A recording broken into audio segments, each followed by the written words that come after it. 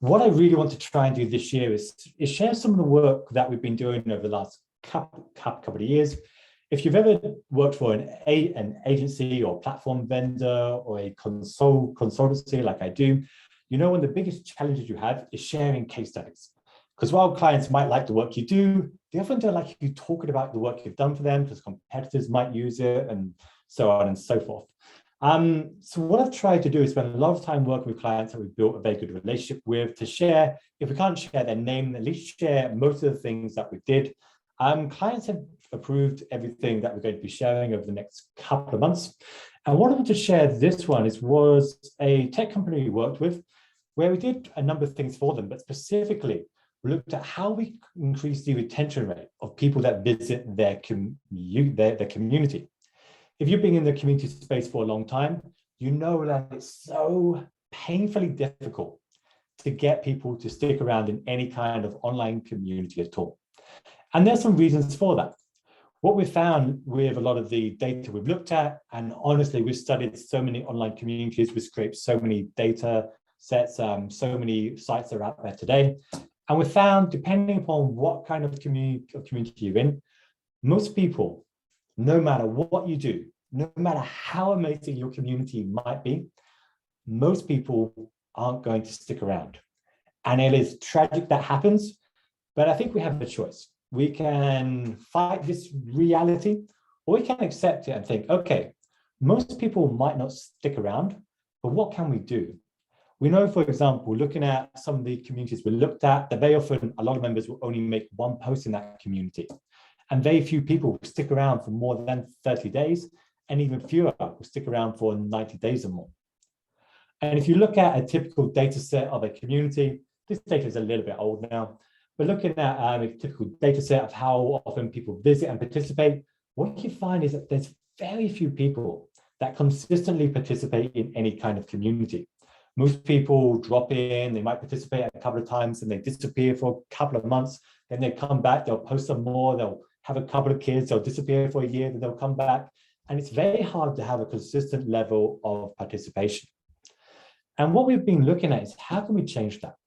No matter what kind of community we're looking at, what is the opportunity and to what degree can we increase that level of retention? And this is where I think the opportunity is.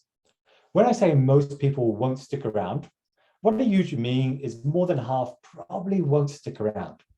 This has a big impact. Well, the size of your community has a big influence upon this. If you're really, really small, like a WhatsApp group with you and your friends, then yes, you probably can get people to stick around. But once you're at hundreds of members, thousands of members, it's very unlikely that most people, or 51% or more, are going to stick around. And what we find is that a typical retention rate hovers way less than this, usually between 15%, 20%, 10%, that kind of level is what we often see. But what this means, and what I'm really excited about today, is to explore this area here, is to explore that potential area of improvement. Sure, most members, the majority, aren't tragically going to stick around in your online community, but that does mean that a lot of people still will stick around. And so what I want to share today is what worked for one particular client, and it also highlights a lot of the steps and activities we've used in other projects we've worked on, from some of the largest companies in the world to the mid-level companies with a few hundred employees. And so this was the outcome of the client we worked with. When we began working with them, well, I can share the exact number. When we began working with them, I think in May 2019, what we're seeing is that the participation rate or the retention rate was quite static. Looking at the number of new members who made their first contribution, it was extremely low. In fact, this was lower, way below the average. It's very interesting to me how many people sign up for a community, especially one that is public and they don't have to join, and then don't participate. That's always been strange to me. And we found with this client it's around 10 or 11%. Then we looked at how many newcomers were still visiting after 3 months. And this is where it dropped to like around 6% or so. And then how many newcomers were still posting after 3 months. And this is when it plummeted. This is where we're looking at around the 2% ratio when we began. And what we were able to do over the course of a year or so is systematically improve this. systematically improve the percentage of members who made their first contribution in that community, systematically improve the number of members that are still visiting after 3 months, and those that are posting after three months as well. And on the surface, you might look at some of these metrics and think, well, going from 6% to like 13%, or going from 2% to 4% or 6%, that's not that high, is it? But actually, it's the small increases that when you multiply that by the thousands of members that are joining these communities every year, or this community every year, has a huge impact upon the overall level of participation. I know a couple of you are raising hands. It'd be easy if you put your questions in the chat box. It's a little bit tricky for me to switch screens. So let me give you some background. When we begin working with a client, we always go through what we call a discovery phase, which is we spend a lot of time researching what the organization is about. And the goal of this is to make sure, first, we don't recommend things that can't be executed. If you worked with an agency or consultancy before, you've probably come up against experience where someone will come in and they'll say, you should do this, this, and this. And then you're like, well, we don't have the resources, the willpower, the support to do that.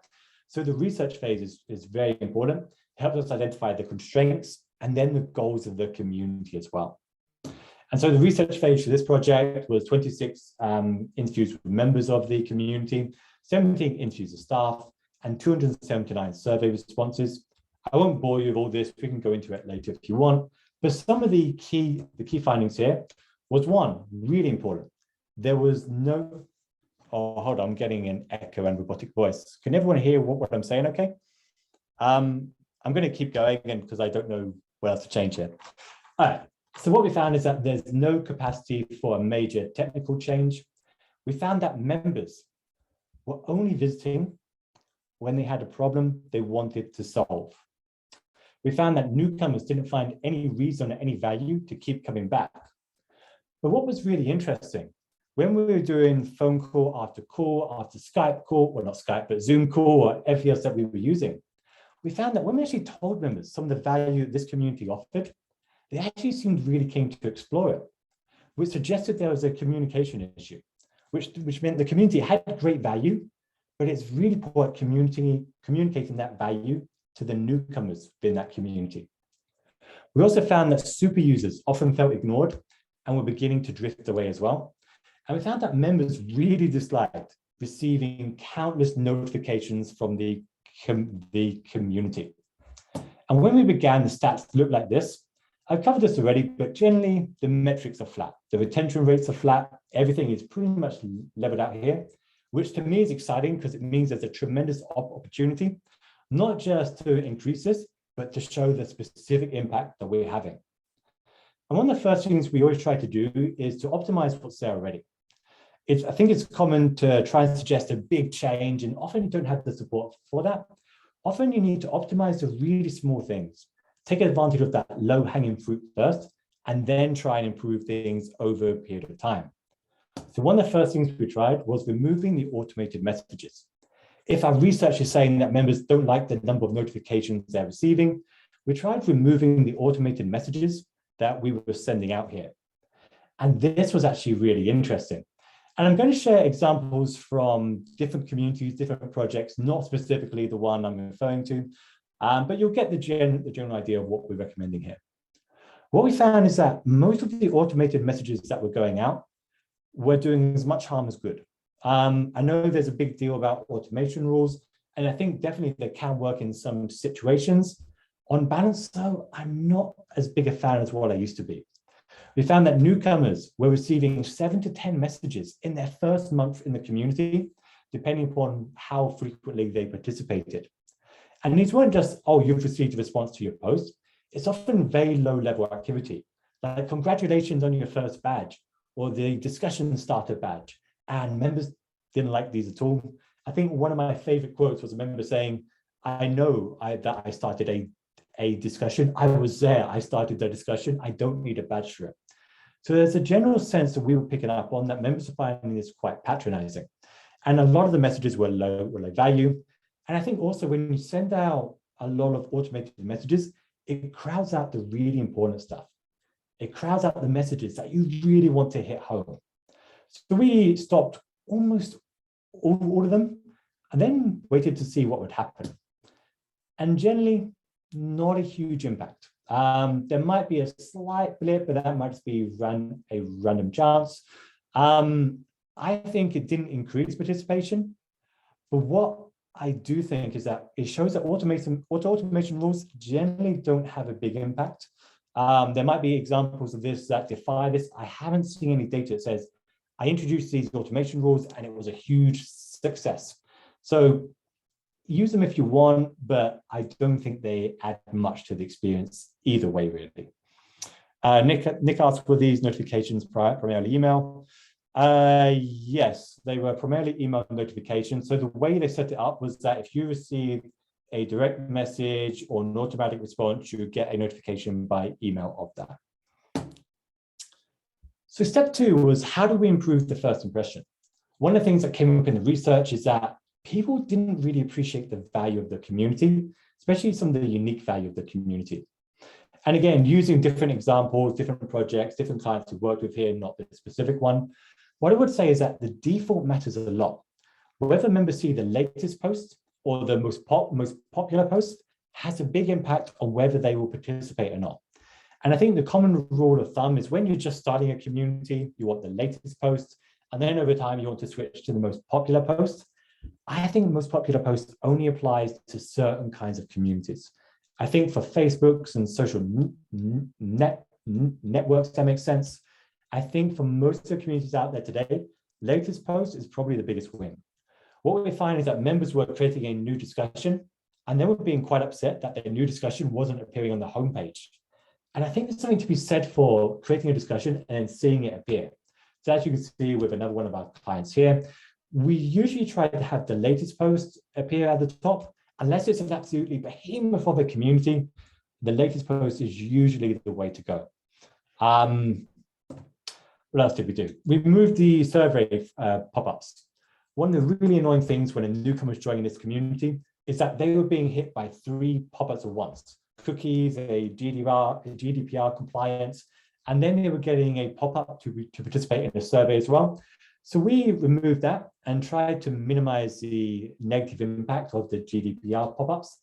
I don't think this had a huge impact upon participation, but I think it definitely did improve the member experience, but not in a way it's going to impact whether people participate or not. If you want a great example of a pop-up, I think UiPath, one of our clients, actually does this extremely well. It's non-intrusive, it's off to the side, and it highlights the benefits of the community. It's a clear place to log in and sign up. So if you're looking for something to replicate here to get people engaged, I think this is a great practice to think about considering. I don't think it's a default option within Discourse itself. I think you have to use a customization for this, but it's a really great example. Also, we find in, like most communities, that newcomers often reported not knowing what questions to ask, even if they had problems that they were struggling with, even if there are things that they couldn't solve, they still weren't asking that question. And when we dug deeper into why that was happening, and this, by the way, is why you should always interview your members and not just rely on survey results. When we dug deeper into that, what we found is that newcomers often weren't participating, not because they didn't have a problem, because they didn't know whether the problem had been asked before. They didn't know how to ask the question. They didn't know how long it should be, what kind of subject line should be there, what kind of things they should or shouldn't do when asking a question. So we created a list of examples that would be in the onboarding flow, and also examples of questions that members have asked in the past, and also the kinds of questions that members might want to ask. I think this had a significant impact upon engagement. One of the things I'll talk about in a minute is how it's so difficult to figure out exactly what moved the needle and what didn't, but I think this probably had a big impact. And then we also encourage members to know the community manager's name. Another example, last year we worked with Vericode, and there's a great community manager we worked with there called Shuning. And I really loved her approach to how she introduced herself to members of the community, highlighted the benefits of that community. And we've adopted a similar approach with many other clients we've worked with as well. What we find is that people either ignore emails that come from community@companyname.com, or if they do open it, they don't actually engage that often. And we wanted to encourage members to respond directly to the community manager and to have a conversation. If you're getting maybe 10,000 people that are joining the month, this probably doesn't make sense. If you're getting hundreds of members that are joining a month, this is something you can do. And it puts the community manager in a place where they can have a conversation. And what I found is that the more people have a personal conversation with the manager of that community, the more likely they are to engage with that community as well. So encouraging those discussions was really useful. Don't get me wrong, it's a huge amount more work to have, but I think it really did achieve great results. And then we looked at the positioning as well. What we found is that a lot of the positioning and the messaging that's going out about the community was very much focused on how you can be a part of a group of peers like you.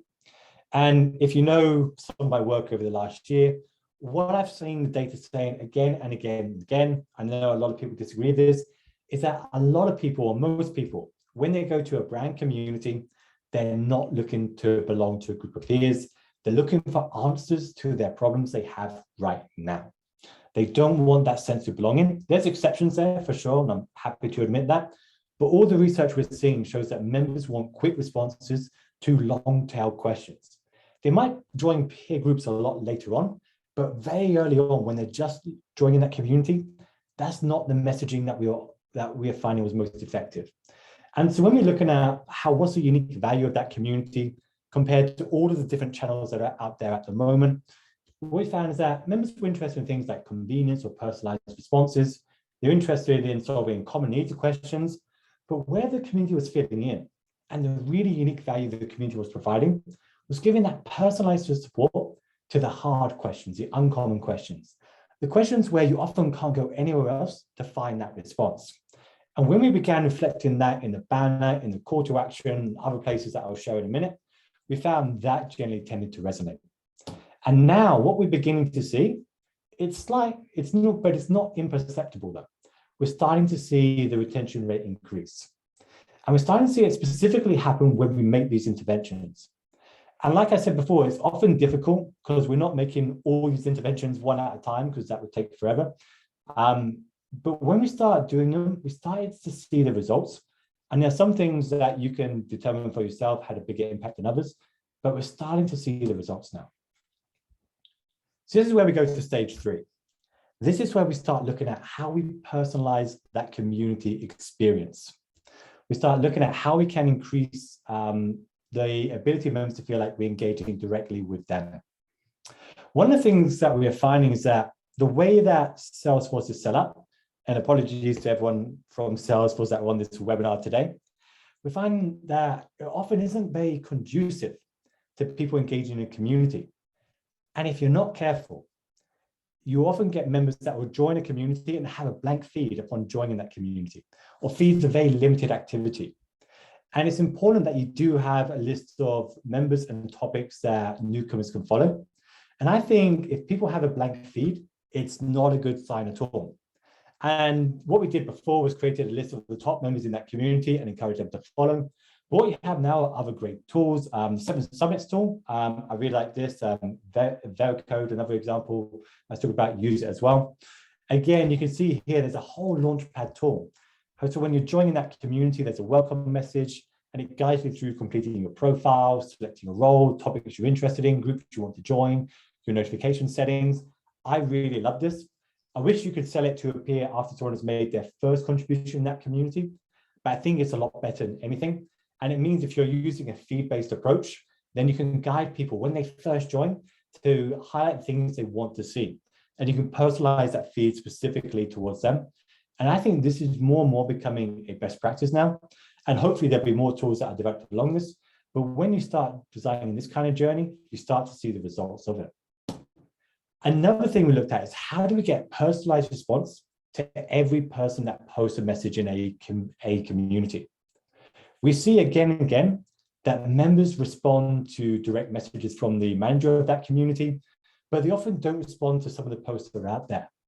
And what we wanted was to design a system where anyone can look at a post a member has made and figure out how they're going to respond to it. And so this is what we worked with the moderators, the community managers, and later the super users as well.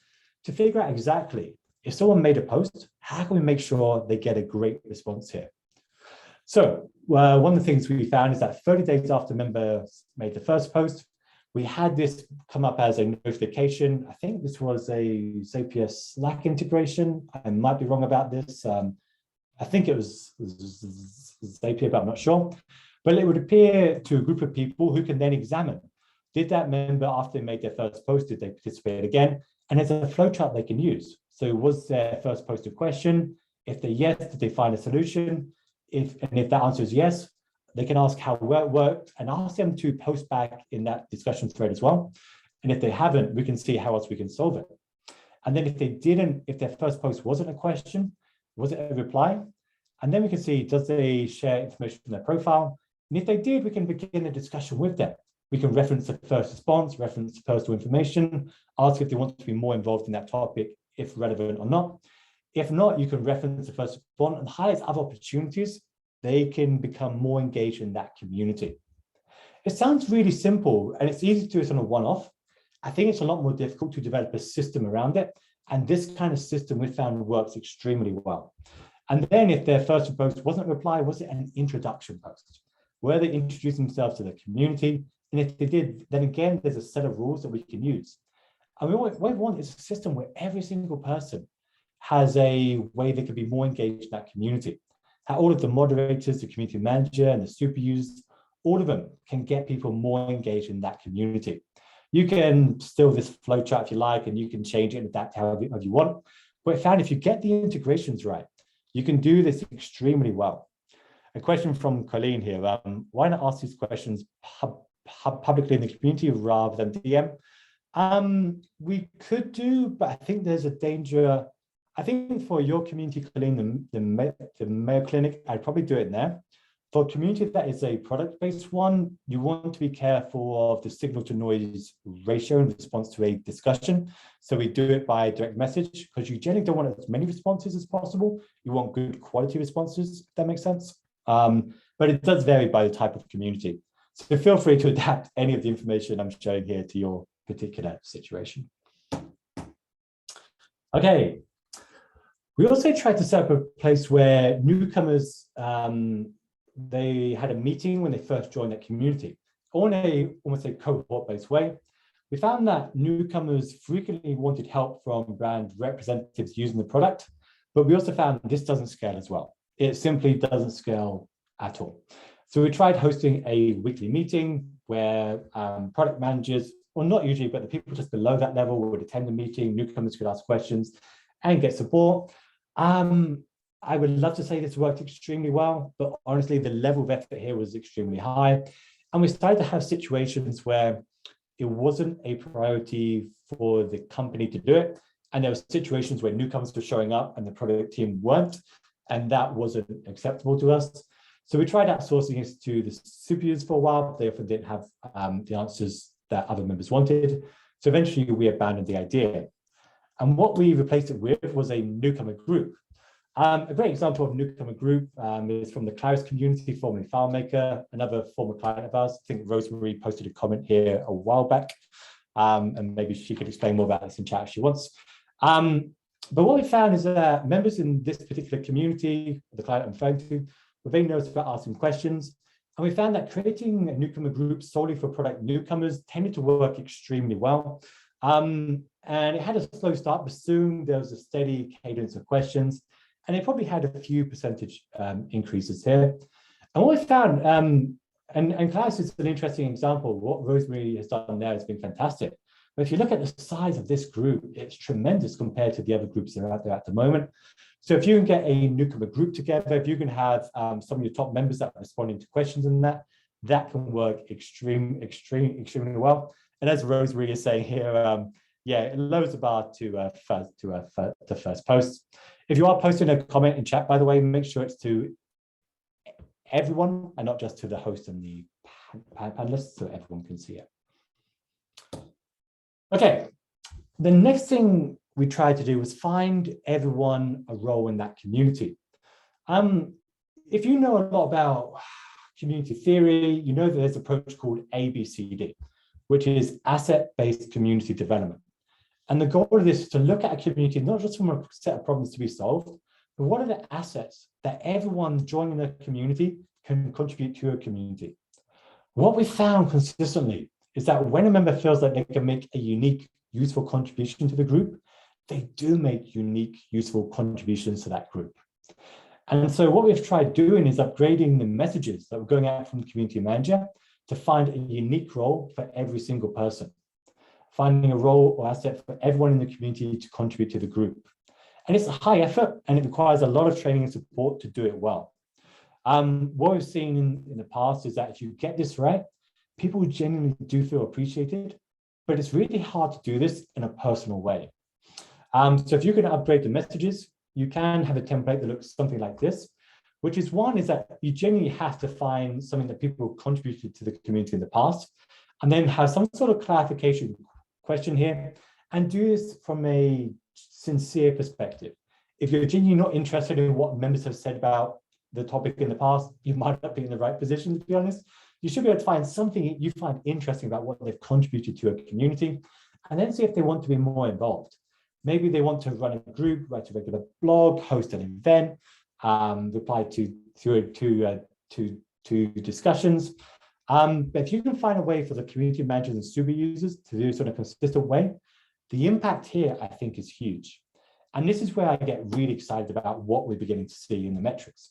This is where rapid progress began to happen.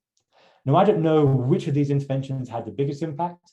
I think the ABCD approach probably had a big thing. I think the onboarding flow probably had a big thing. But yeah, this is where the metrics really begin to grow quite quickly. And it could just be a delayed impact from what we've seen before. But definitely, this is where the metrics began to rise quite significantly here. Step 4. And by the way, I notice some of you are connecting with each other in chat. Feel free to share your LinkedIn profiles there if you want to connect with each other. I'm always happy for you to find new people to connect with on these webinars here. Step 4 is when we focus on the super user side. As I mentioned before, super users were beginning to drift away here, and we wanted to get them more engaged in the running of the super user group and then make it easier for them to engage. And what we created here was a flowchart similar to what we had before for people to follow, respond to, and engage with other members. And this outlined how super users can respond to any message. It's very similar to what I shared with you before, with a few changes I don't think I'm allowed to share here today. And then we developed a set of templates for every single situation. You notice those messages. We created a set of templates. So any super user can adapt these for their situation and respond really easily. And then we shared lots of examples of good and bad practices here. Honestly, what we found is that the more examples we had, the more super users were being engaged. And we find that people love to see examples. I don't think you can go wrong sharing more and more examples. So if you can share as many examples of good practices with your super users, and maybe some bad as well, it really helps them to understand what you want from them. If you can't find a good example, this might not be the right, there's probably more work that you had to be doing there, or you have to create that example and then share that. Another thing we did for the newcomers was created a list of the best resources. There's often an issue when a newcomer joins a community is that everyone else has been discussing a topic for a long time, they've shared resources, top discussions, but if you're new, you don't know any of that at all. And you don't always know how to get quickly up to speed. And believe me, newcomers really do want to get rapidly up to speed. And too many communities don't make this as easy as they should do. And I think that's a real shame. And so I love what DigitalOcean do with all the tutorials. If you go to the DigitalOcean community, maybe someone can put the link in chat. But if you go to the DigitalOcean community, what you find is an incredible list of featured content, curated resources, that it's really easy if you're a newcomer to quickly get up to speed here. And I strongly recommend that, that you do that. You can do it any way you like, but I like having a page where people can do it. With Chorus, there's knowledge base where you can do that and structure that in different ways. We've done that with a bunch of clients in the past. With Salesforce, articles are a little bit more fiddly, I find, but yeah, you can do that there as well. And it generally stops newcomers asking the same repetitive questions. It means you can put together a curated list that every newcomer should read. And it was probably quite a big win. I love how many of you are putting your LinkedIn in the chat. It makes me feel so good. Thank you for that. Okay, I think this is where we had some high impact activities. Again, it's impossible to separate what had the biggest impact, what didn't. But I really think this probably moved the needle significantly more than what this data says at this point. But we'll see the long-term impact later. And step 5 was the banner relaunch and the follow-ups as well. If you've been reading my blog for a while, you know that every now and then I talk about banners or the hero image. And this is often massively overlooked, which is wild to me because we're seeing huge impacts on changing the banner. Many years ago, we worked with Eventbrite and their online community, and they began with the banner on the left. And if you look at the banner on the left, what do you notice about this banner? Like, what occurs to you if you look at that banner on the left? You put your answer in chat. What do you notice about this banner? And again, just to remind you, I'm using a whole variety of different examples here, none of which is the case study itself. So Audrey says, yes, no call to action. Ellen said you noticed the blonde-haired woman. Fair enough. Easy to overlook. It doesn't give you any information at all. If you look at the banner on the left, it doesn't give you any information at all. And when we replace that with the banner on the right, not only are we shining in the spotlight exactly where we want people to go, but it's giving people a step-by-step set of instructions of what they need to do. Now, you can't do this with every community, but using conditional logic, you can look at what people have done in the community in the past and then highlight exactly what you want them to do next. And we found this had a huge impact.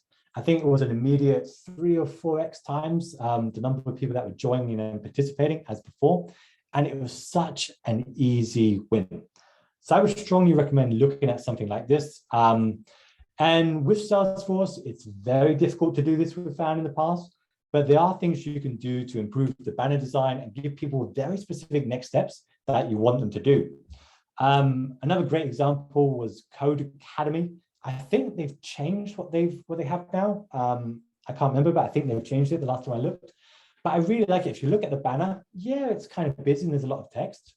But we've found consistently is that people don't mind text. They want to know exactly where they can do. They want to find the information they want as quickly as they possibly can. And I think we don't spend anywhere near enough time on the banner for the level of impact that it has. Another thing we looked at was doing follow-up checks after people joined the community for X amount of time. I think it was a couple of months. And then just checking in to see what progress was happening and what's not. Yeah, Colleen saying the items were crossed out because I was logged in. Yes, you're right. I was logged in when I took that image. I should have logged out and took it. But I think the community is gone now, so it's a bit too late for that. But yeah, what happens every time you responded to one of these, it would cross it out. It's quite clever, to be honest. Discourse, you can do vanilla. I think you can do a lot with other platforms, a little bit more restricted. So follow-up checks. We had an automation tool we're using to create a list of members for super users to reach out to.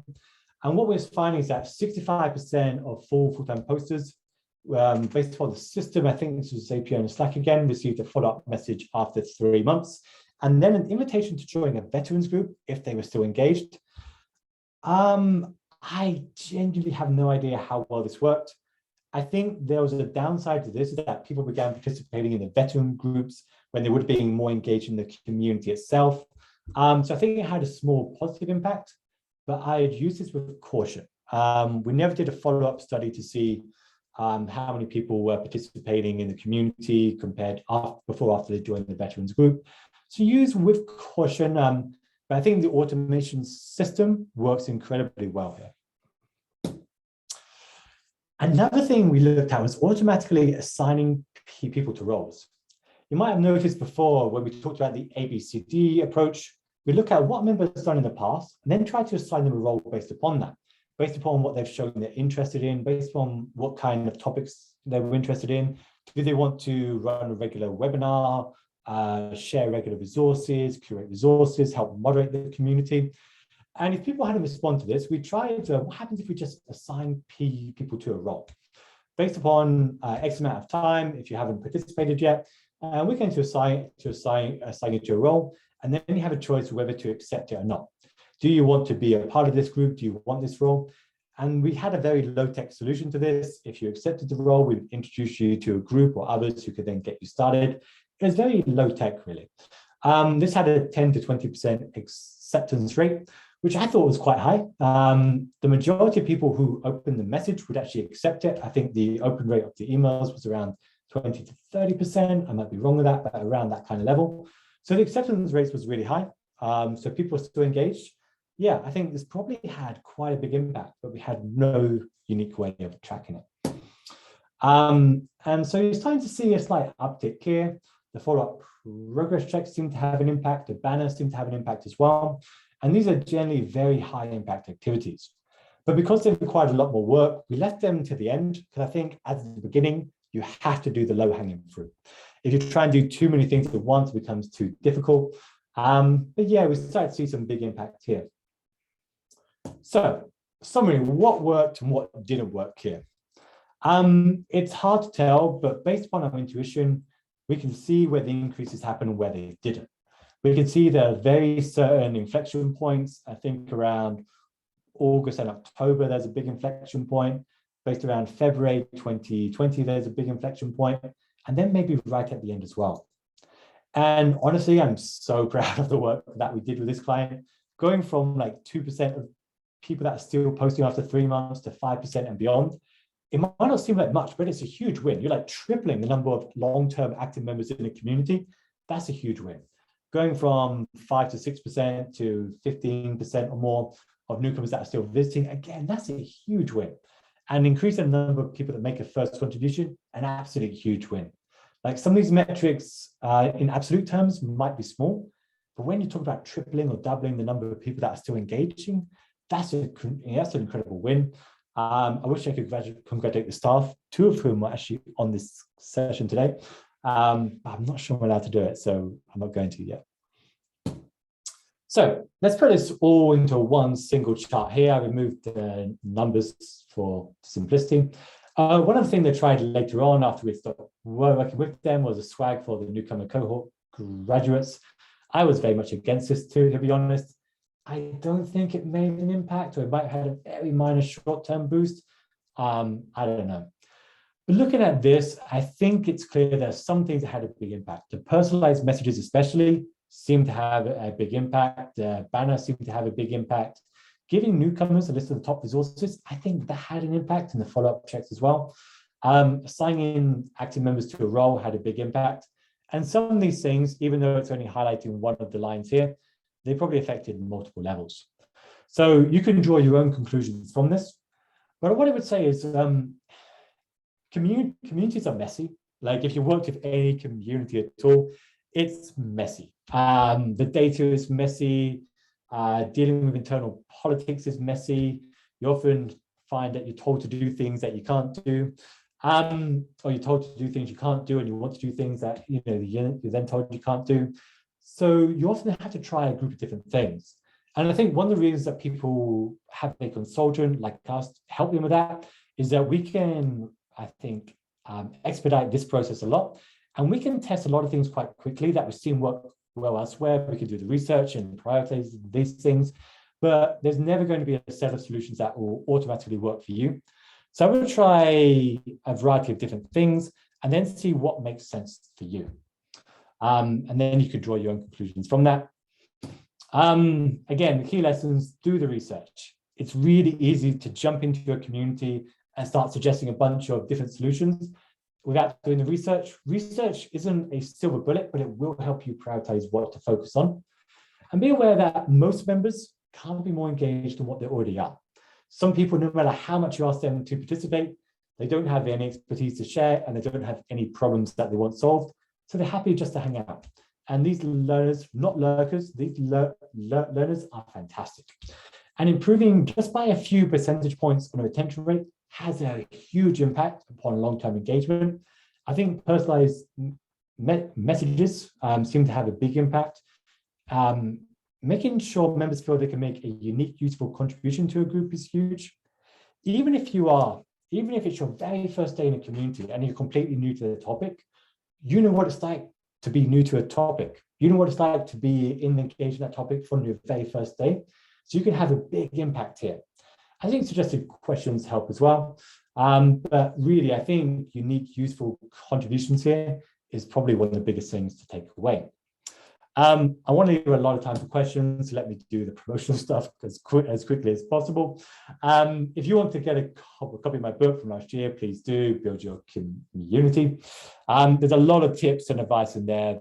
Maybe someone can share the link in chat. That'd be handy. And if you want help with your community as well, there's examples from this webinar I've shared. I'm a big believer of like sharing the work that we've done and not just talking about it.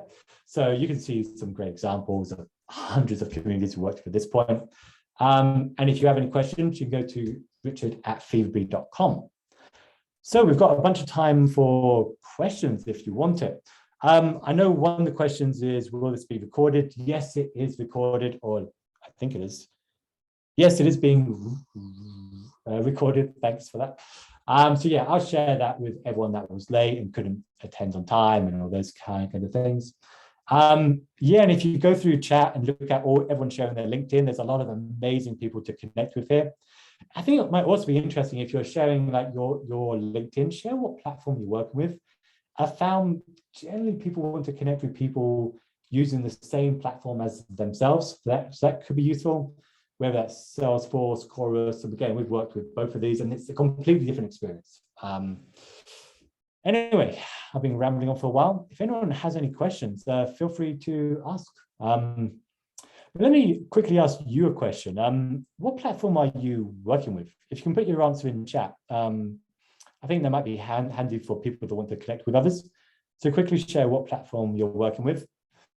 What do we have? Salesforce, HireLogic, CrowdStack. I don't see them as around often. Discourse, Insided. Congratulations to Insided, by the way. Influitive, Chorus, Discourse.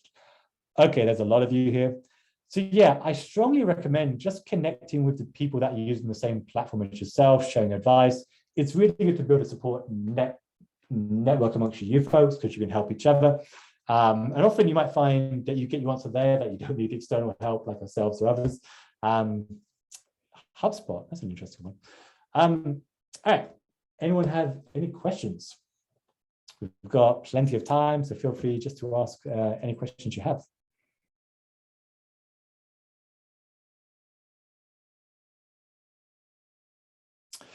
All right, Venia, I hope I'm pronouncing that right. Are you using any daily analytics automation tools to track your behavior and output for one-to-one?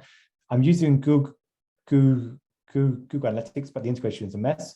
Google Analytics is I find only useful for aggregate data. Beyond that, I mean, it tells you what's happening. I haven't found it useful beyond that. Daily analytics automation tools, I'm not sure what a daily analytics automation tool is, to be honest. The automation tools that we were using, I can try and get a list after this session, was very much pulling data from one source and then into another. Zapier we used a lot. There's a lot of like RPA tools that you can use as well, like UiPath for example. One of our clients, they have tools that you can adopt and customize and pull data out of one channel to another. There were some customizations as well, but I don't have names I can give you because I can't quite remember what tools we're using.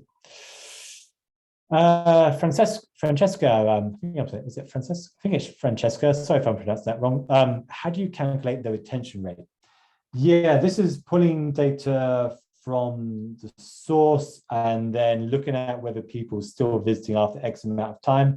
So usually it's a number of people at the beginning, number of people at the end divided by the number of people at the beginning, I think. But I think for one of the metrics, whether people are still posting, we calculated that at the individual level. For others, I think it was tracking the IP address. Can't quite remember, but I think it was tracking the IP address. But again, honestly, the platforms at the moment, and I might get in trouble for saying this, they're very bad with the analytics that they give you. And we're finding more and more you have to build your own. You have to build your own if you want the data that you need. Matthew says, does a better UX equal a more engaged community? It's like asking, does a better website sell more of your product? Theoretically, yes, but it depends what you mean by better and more engaged. I'm going to say yes, but not always. Like, I think it's common to move from one platform to another and think you're going to solve your issue. But what happens is that you can move from one platform to another and replace one set of issues with another set of issues. So yes, a better UX is obviously better. Whether people are more engaged or not depends on a whole variety of factors beyond just the technological. There's a big difference going from a bad UX to a good UX than going from an average UX to a good UX. Average to good, I don't think has a big impact. But if you've got big things that are blocking people from participating, then there's a huge win going from bad to okay or good on that level. Okay, what else do we have? Okay, we've got a lot of questions here. I'm going to try and get through as many as I can. Sorry, I'm not going to get through all of these. Brittany, what are the current benchmarks goals we should be looking to meet for retention? I can't remember these offhand. If you look at my book, and I'm not trying to plug my book here, but I know I have these in my book, and I don't want to misremember them. But if you look at my book, I highlighted what the averages and the standards are there. If you don't have a copy or you don't want to buy a copy, just message me after this and I'll send you them. Sunil says, Adobe Analytics does a good job for tracking analytics. Yeah, I remember when it was Omniture, and it was really fiddly, but yeah, it can get you the results you need. Rex says, what do you think about BitCloud and Desco blockchain, or maybe blockchain in general for community building? Honestly, I'll be honest, I'm not really down with the Web3 kids at this point. I don't really know what BitCloud is. I don't know what Desco blockchain is. I think blockchain could be interesting. I think it's probably, I don't know, 5 to 7 years away from being useful for community building outside of the Web3 space. If you want to buy and sell pictures of monkeys or whatever people are doing now, it's probably useful. But I think in terms of the priorities I'd be looking at, it's so far down the list at this point, I don't even dwell too much upon it. What else do we have? Any other questions? Richard, do you have a community for your audience? We do have a community at FeverBee Experts, but honestly, we've been so busy doing consultancy work for the last few years that it's been quite vacant, inactive, which isn't a good look for us, I will admit. At some point, we're going to do a revamp of it. Hopefully, this year will be the year. But I recommend that other communities are at the moment. I really like Twitter. There's Community Club, there's CMX, Community Roundtable, a lot of other people doing great stuff there. Amanda says, we have spots in the community for casual chatting outside of the main support areas. How do you feel about these being included, like a newcomer group, or being highlighted outside some of the more niche topic areas? Does it take away from the community's activity if it's about the casual space? I think one of the interesting things about questions like this is that people ask me or ask others instead of asking them members. So if you were to, if I was working for you, I would take that question. When I'm interviewing your members, I might mock it up and ask them what they think about it, and then I have an answer. Personally, it sounds like an interesting idea, but yeah, I would mock it up and see what answer you get. I'm way behind on the questions and comments here. I'm sorry for that. Jamie, hey Jamie, are there any suggestions for large enterprise communities where personalized messages are not necessarily feasible? No, just don't do that. But I mean, even at the enterprise level, you can still do it with a lot of your members. I think when people think about this, they think, oh, we have to do it for every single member that joins. But why not just try and do it for 10% or like 20%? Even a small increase here will have a big impact. And it's also a good test that can give you information about whether to implement this on a broader scale or not. Karen says, what's your take on Orbit? Do you find it useful to provide community insights? I don't have enough experience to give an opinion. I know other people like them. I personally don't have enough experience. Okay. Ernesto says, what percentage of internal communities do you benchmark work versus external? I think our work is probably 30% internal, 70% external. It's a lot easier to get data on external online communities. People don't tend to listen to their internal community to poke around. Even when my book was being published by Pearson last year, I wanted access to their internal community to use it as a case study. They said no. So yeah, I don't think people want an outsider poking around in their private group. Daniela, I have a question about the graphs earlier. Yeah, it's best just to ask your question in the topic, to be honest. Daniela says, still visiting after 3 months means the user has still visited the community at least once at a point in time in 90 days after the first visit, or within the 90 days. I think it was, let me see, it was a visit on one day, and then I think after 90 days. I think it was after 90 days. It's a good question. David, do you think there was re-engagement as a result of COVID, work from home, more time available, people possibly abandoning other platforms? We found without doing anything, our engagement has gone up a lot. The short answer is for some communities, yes, for others, no.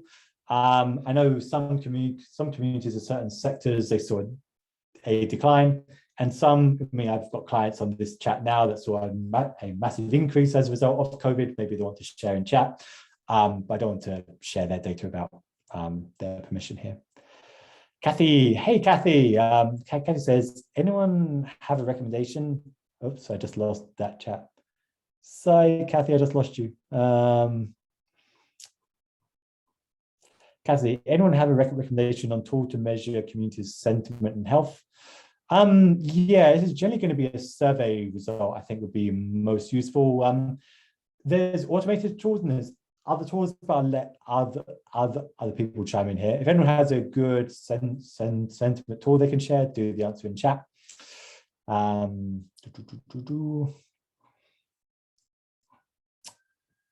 guess what? I've got to the end. Wow, I spoke really fast and got to the end. I think I'm crushing it. If you have a question, can you put it in chat, please? Not in the QA box. I don't want to jump between two screens if possible. So yeah, please just put your answer in chat rather than the question box. I'm just struggling to jump between two screens. I'll go through some of the questions I can find though. Can we get the slides and recording? Yes, I'll send the slides and recording out. That should be fine.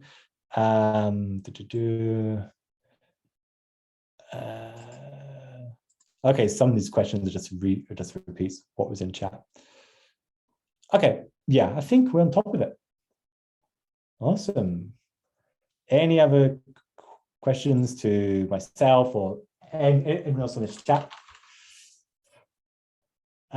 Sammy, what do you believe is the future of forum-like community platforms compared to live chatting platforms? I get this question a lot, and I'll be honest, I have no idea. I think there's general trends that if you want the more ephemeral chat, then you're probably going to go to live chatting tools. I think forums are going to be better for product-based support communities for sure. I think other communities that aren't based around customer support and are more about peers connecting with each other, I think that's probably going to move away from forums. But the reason I don't participate in like prediction pieces and things like that is honestly, I have no idea. Any other questions? I think we're good. I'm starting to lose my voice, so I'm going to wrap things up here. If anyone has any questions after this, please reach out to me. I'm always happy to help. If you want support for your community, let me do the plug again. No, I lost the plug. Yeah, you know how to reach me at this point. And let me just say thank you so much for joining and participating. The attendance rate was a lot higher than what I thought it would be. So thank you so much. I'm going to try and do more webinars like this as well, sharing actual work that we've done. Don't worry, clients that are on this call, I always get your permission before we share anything at all. Yeah, just let me know if you like it, and hopefully I'll speak to you all soon. I hope you all had a great Christmas and a new year. And let's make this an incredible year for the communities that we're working with. Thank you so much, everyone. And I'll speak to you all soon. Well, not all of you, but I'll speak to some of you soon, I hope. Thanks a lot, and goodbye.